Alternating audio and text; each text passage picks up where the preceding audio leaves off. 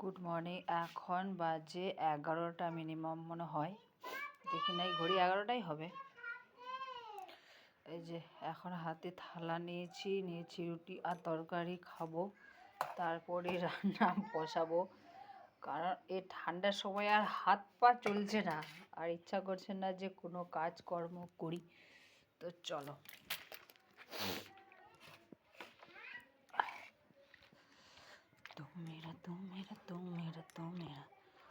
কুটুম,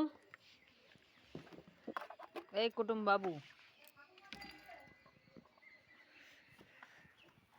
এই দেখো কই রে, টাকা টাকা টাকা টাকা টাকা, এই দেখ না।